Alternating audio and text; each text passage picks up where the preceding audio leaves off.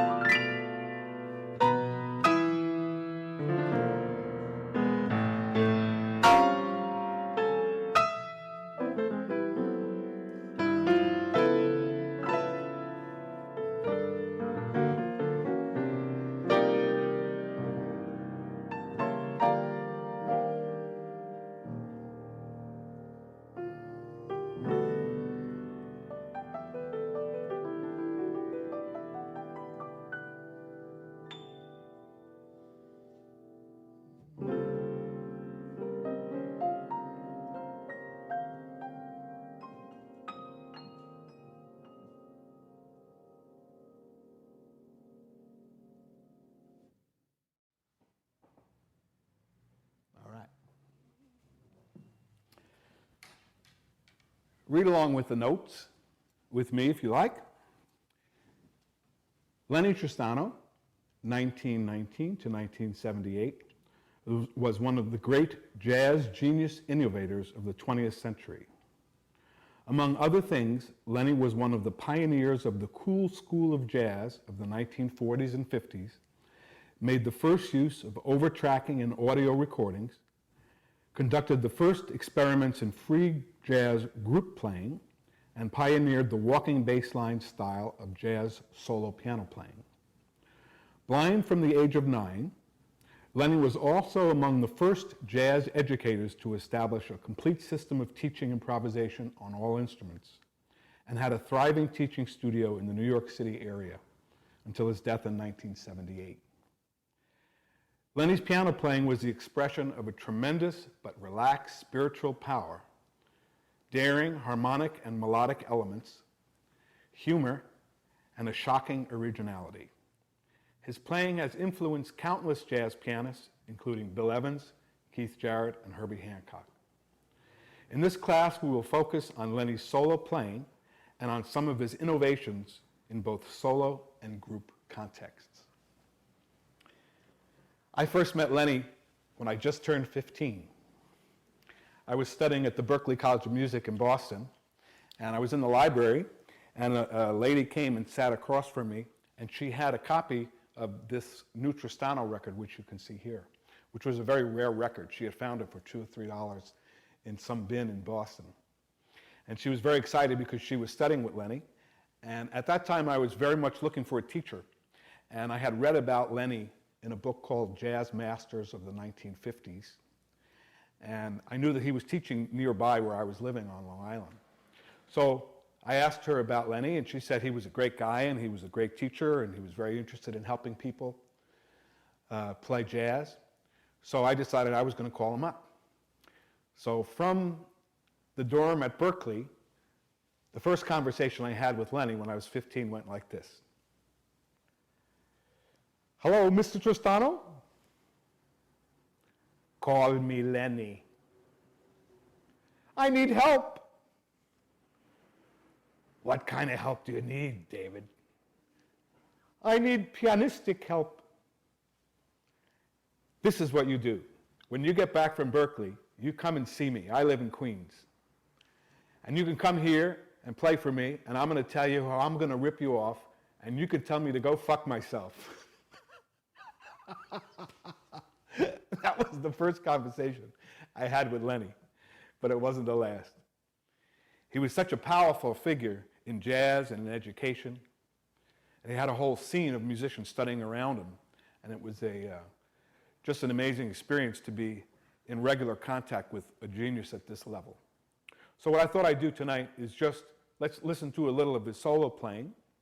And we're going to first hear one of his classic solo recordings from this record, the new Tristano, entitled Becoming.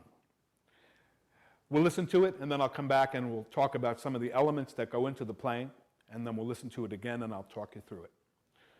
So this is Lennie Tristano, 1961, Becoming.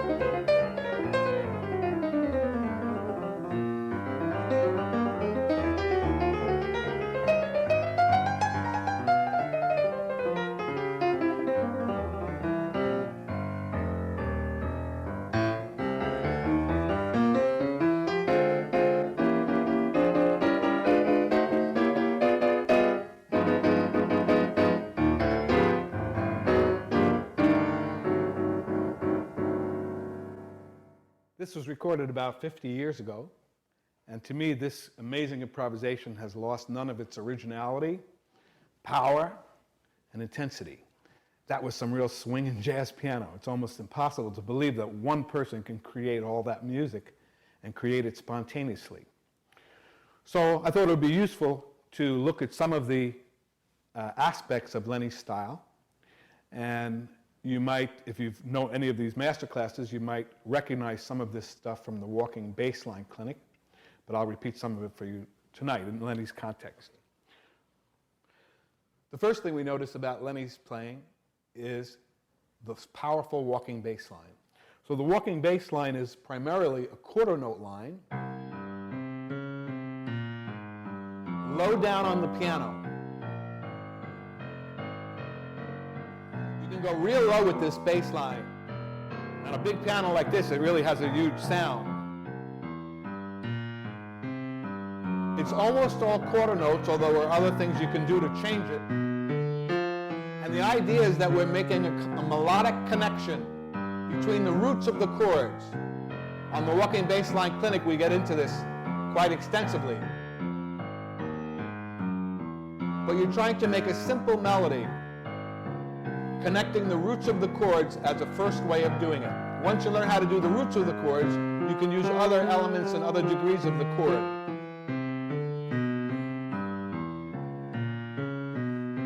Now, to this walking bass line, we're going to add a primary eighth note improv line. One of the real secrets of jazz improvisation is that the basic kind of line for improvisation, in this case on the right hand, is a swing eighth line. And Lennie used the swing eighth line as a kind of a linchpin that brought everything together. The swing eighth line goes like this.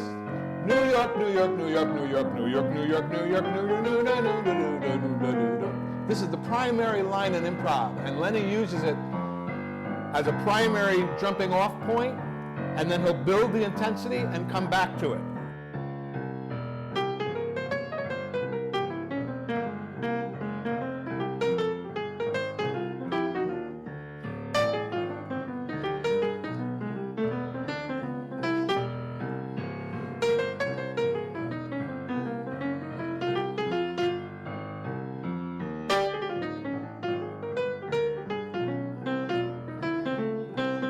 Now, another element that Lennie uses to counter this single note line is what we call right-hand chord clusters.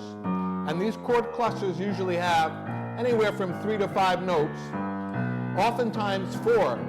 And what Lennie's doing is he's creating a melody with the top note of the cluster.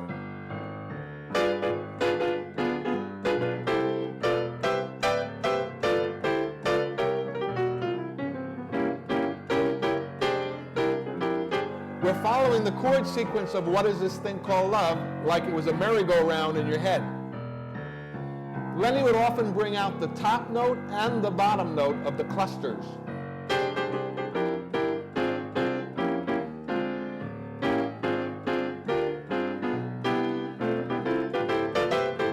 And that sounds like a big band.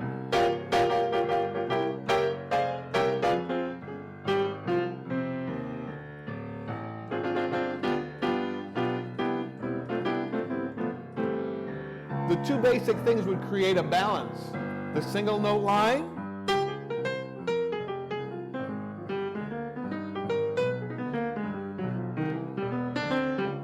and the clusters.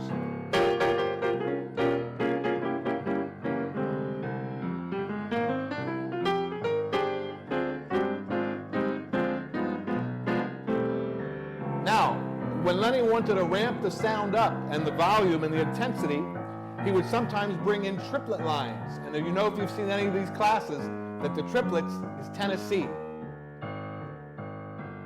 Tennessee, Tennessee, Tennessee, Tennessee.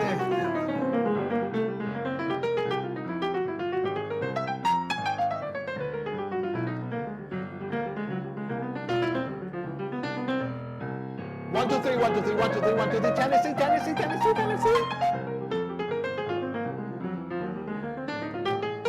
And then maybe back to the eighth notes. clusters. And he's going to switch the intensity of these elements.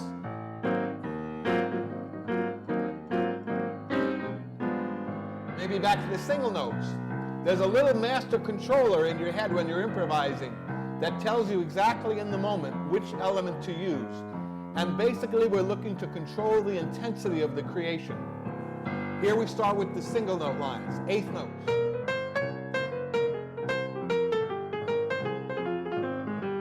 Maybe we bring some triplets.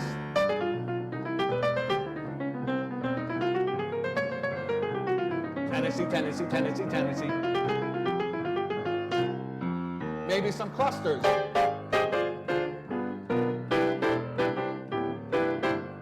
More clusters.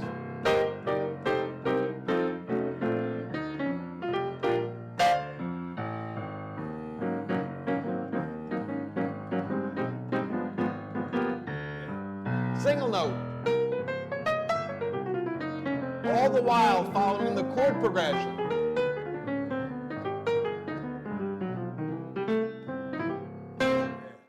All right. Now, in addition to some of these elements, Lennie also liked to play octave unison lines in the two hands. So Lennie would often do it an octave apart. That sounded like this.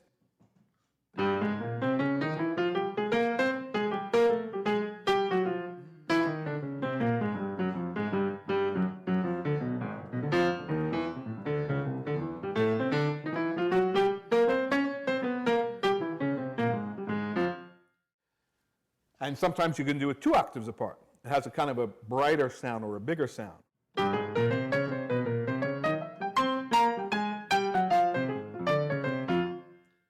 And often these unison lines are used as connectors between different parts of the improvisation. Another thing we'll hear in Lennie's playing that's very unique and interesting is kind of a musical mantra, where he'll take one idea and he'll keep turning it around. And in the moment, as he turns it around, the time shifts in an Einsteinian way where it goes across the bar in interesting ways. And so that would sound something like this, and we'll hear this in some of Lennie's solo playing.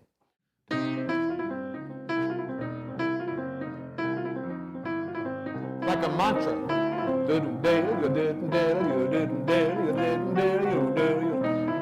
Anybody can write it and tell me what he's doing rhythmically, I'd be happy to hear. I don't have the slightest idea. It's like a figure that repeats. Maybe some clusters. Okay, and then the other element I wanted to tell you about are 2-hand spread voicings done in rhythmic groups. So Lennie liked this particular rhythm, this chord. C, E, A, D, G, C. And he would often use that in groups of 3. Chromatically going down. Tennessee, Tennessee. Sometimes you can go up.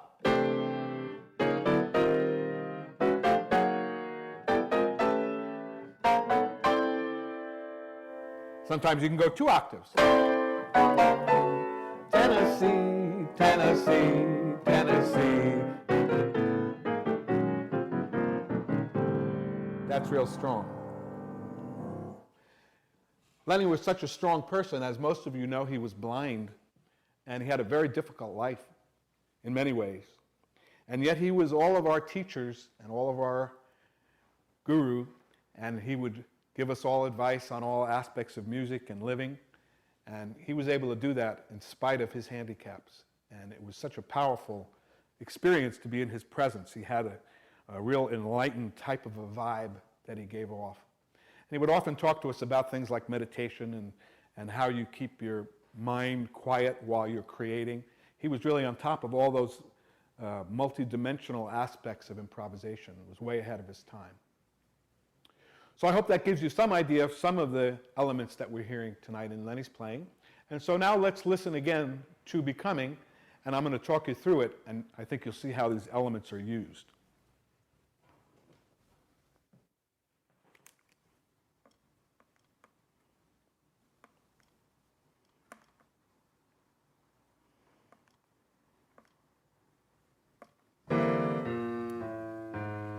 So it starts out with the bass line.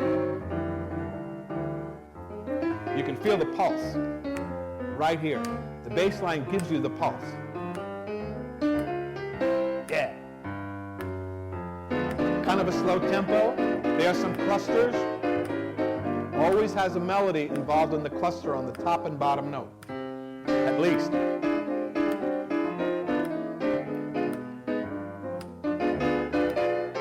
Yeah.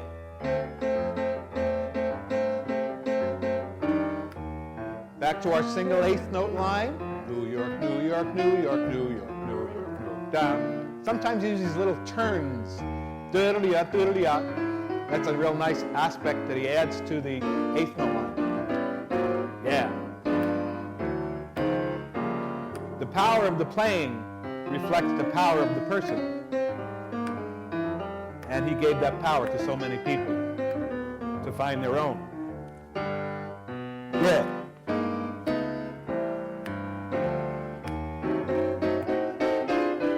More clusters, still following the same chord sequence. Yeah. Octaves. Yeah, in triplets. More clusters. Back to our eighth note line, which always serves as the linchpin. It ties everything together. It's the medium degree of intensity. Back to some clusters, which builds the intensity a little bit. There's a faster line. Yeah.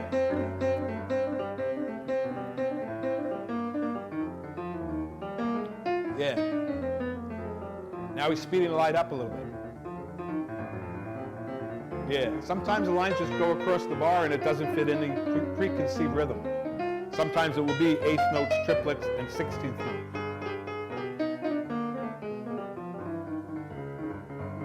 Here's an octave line. No, clusters, descending. Right. More clusters, two hands. There are those descending chromatic clusters. Yeah. More descending chromatic clusters.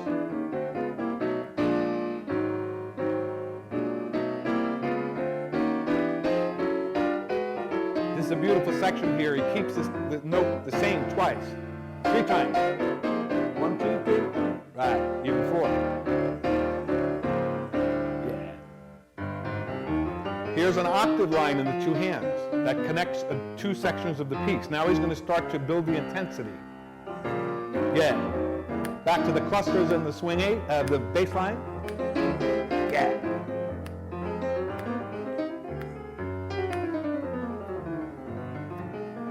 Yeah. Now here's one of the great moments in jazz piano history. He speeds it up. 2, 3, 4, 1, 2, get ready, pow.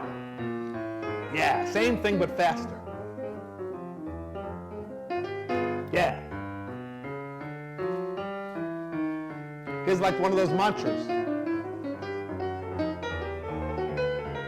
Yeah, it's all in good fun, but it's pretty serious. Here's a 16th note line. Mississippi, Mississippi, Mississippi, Mississippi, Mississippi. Yeah, man, this is a killer. Woo!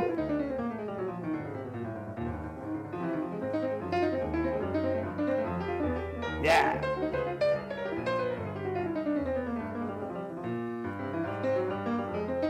Yeah, triplet line. Tennessee, Tennessee, Tennessee, Tennessee. Woo. Yeah. There's an octave line. He uses all the elements in different ways at different times to create a whole piece of music. And hear how he ends. And he holds that last note and just lets it ring. It's very subtle. Ooh, beautiful. Okay. I hope you enjoyed that. Let's listen to one more of these type of solo pieces, and this time I'll just talk you through it. And this uses very similar elements. It's a little bit faster in a major key. This one is called Deliberation. This is from the same recording, the Lennie Tristano. It is out in some form on CD. Often it's combined with Lennie's recording before this one, which was just called Lennie Tristano from 1955. You can sometimes find a 2-record set. But any way you find it, I highly recommend this recording. It's one of the great recordings in jazz history. Let's hear Deliberation, and we'll see how that moves.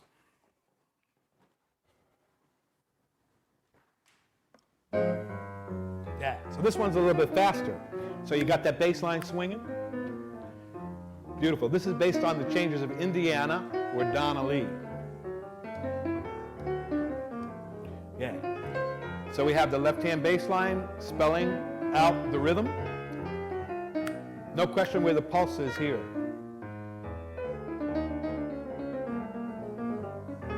Right hand is doing improv lines of different timings. Mostly the 8th note, and then he switches to the triplets and 16ths.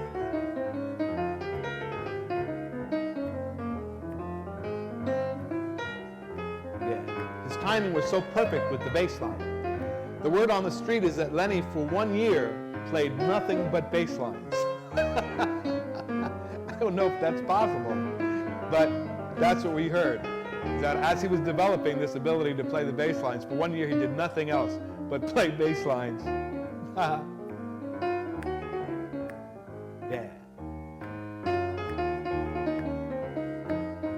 It's very pure contrapuntal playing, and this point is just a left-hand bass line, right-hand improv line.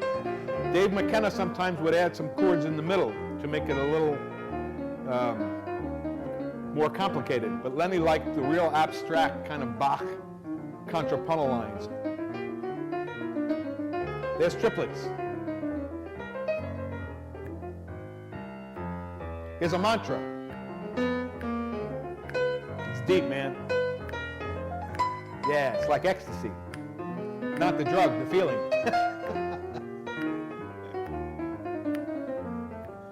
Starting another chorus. Yeah, you can hear the turns on top of the line. Yeah, here we have a double time line. Check it out. Woo!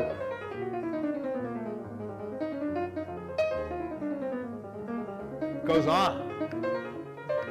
Every note's in its perfect place. Mississippi, Mississippi, Mississippi, Mississippi. Yeah. And he ends it right on the dime. Pow! He always used to tell us to put that note right at the end. Pow! Especially when you're playing a double time line. Yeah.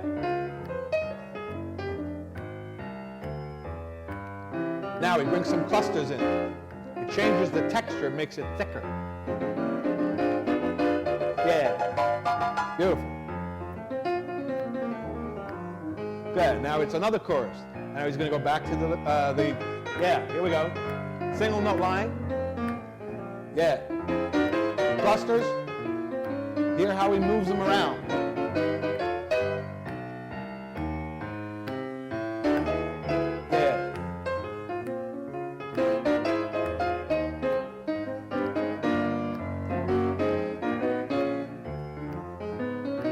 Back to the single notes.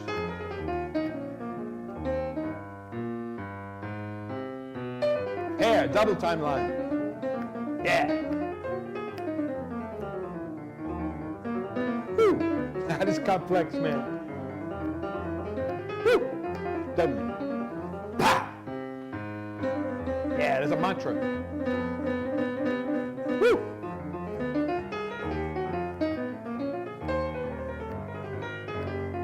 Yeah.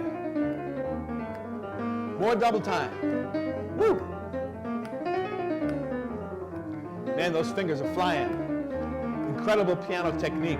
Every note perfectly placed with the perfect touch. He's just expressing pure intensity. Yeah. And so he slows it down. You see how he brings it up? Brings the intensity level up, and then he brings it down. It's like driving a shift car. You're shifting up, you're shifting down, always coming back to second gear, which is the 8th note line.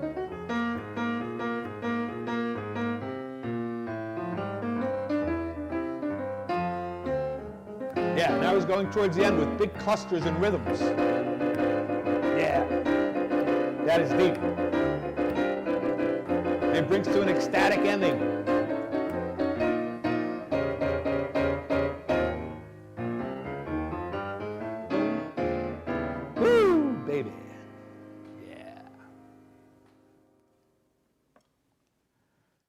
That is great piano playing, man. Okay. I have a couple of more surprises in for you this evening. I want to turn to one of Lennie's lesser-known improvisations. And this improvisation is called Descent into the Maelstrom. This is actually Lennie's musical portrait of a short story by Edgar Allan Poe. And the story is about a boat in a hurricane. And we just had a hurricane in New York, so we all know what that feels like. I don't remember, I didn't see any boats going down 2nd Avenue, but we saw the hurricanes. And so this is a story of, I think it was 3 sailors in a boat getting caught in a hurricane and twisted around, and somehow at the end it seemed to work out okay. So this is one of the most far out pieces of music ever conceived, and what we're going to hear is some number of pianos overtracked. So it's probably, who knows, 3, 4, 5 pianos, but this was done in the early days of overtracking. Lennie was the first guy to try that in a group context. And this piece is completely atonal far out and was recorded in 1953, which is well before the popular free jazz experiments of the late 1950s and 60s.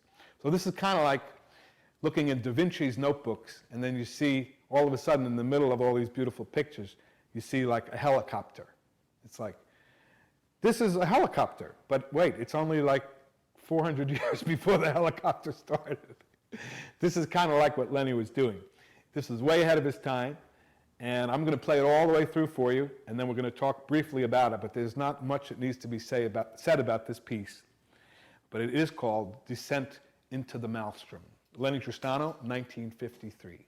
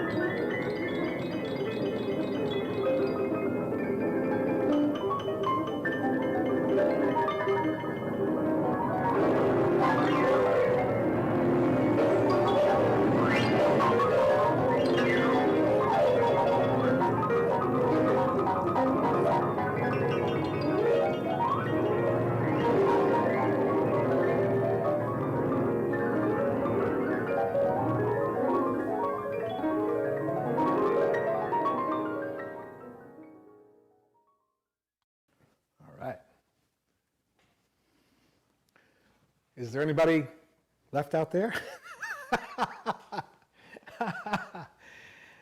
I just want to point out a couple of things that he was doing to create this outrageous tapestry of sound. And to me, I can really hear that hurricane. So first thing is he had these, most of the piece had this rumbling bass pattern. This is totally atonal, so there's no key center. And what he would do is he would put all kinds of tremolos on top.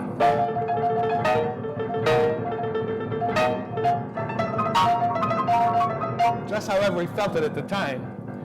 And he would also use these kind of two-level jumping chords. Cecil Taylor, hello. He would use a lot of high atonal melodies. And he'd kind of put them all together in a multi-track. He liked doing glissandos, up or down.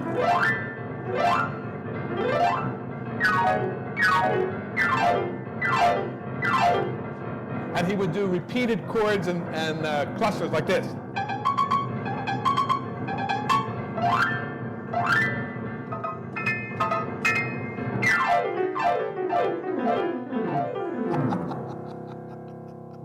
Yeah, man. That is wild. Okay, that's just some of the things that you might hear there. We're not going to listen to that one again, but we are going to listen to one more piece. And this is another incredible innovation of Lennie's, in that he was also the first band leader to experiment with free jazz playing. And free jazz playing is when there's no set chord sequence, like the pieces that we heard at the beginning were all based on chords, sequences of standards.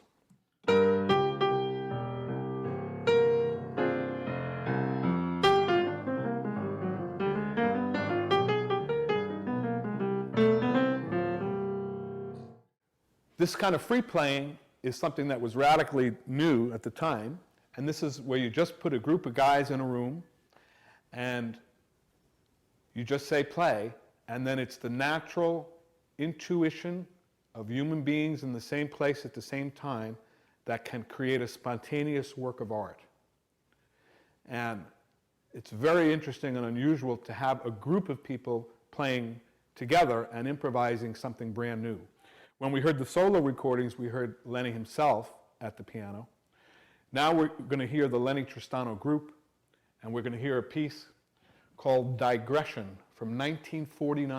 1949. This is the helicopter in Da Vinci's notebooks. So let's listen a little bit, and I'll talk you through it, and this will be the last selection for the evening.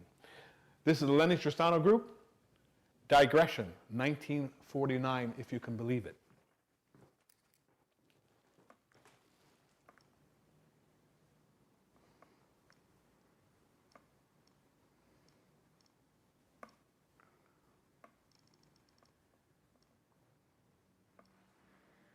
Okay, this starts with a beautiful atonal piano introduction by Lennie.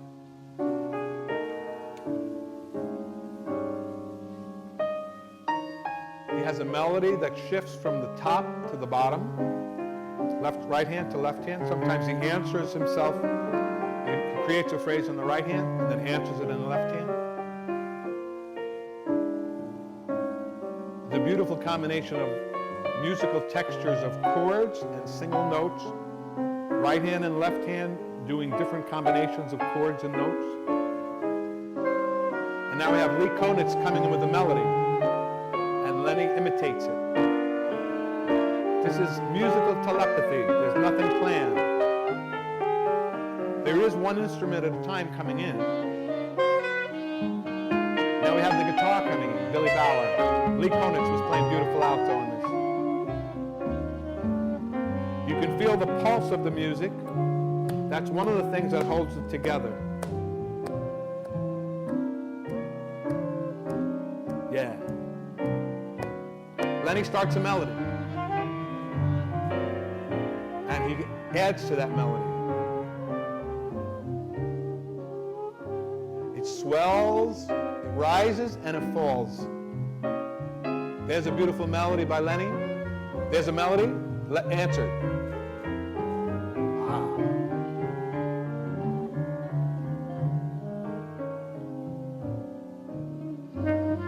we have the great Warren Marsh adding to the fray. And we have a musical texture, mostly eighth notes. New York, New York, New York. The beat is here. And we're just creating melodic movements, ascending and descending. Here's triplets. 1, 2, 3, 1, 2, 3. This is really high, high art. There's 16th note from Lennie.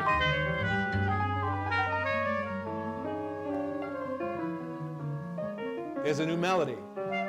And Lee answered it. Lennie started it, and Lee answered it. The melody lives for a while, it gets imitated a couple of times, and then it dies away. Now we have a swell in the group.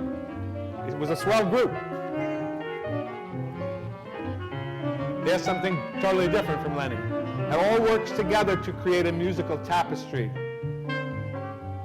Back to the pulse. Everybody's playing the pulse here. Wow. Yeah, that's a beautiful melody. Yeah. Fantastic. All right, Lennie ends it with a beautiful eight-tonal chord. Yeah, and the last note just rings.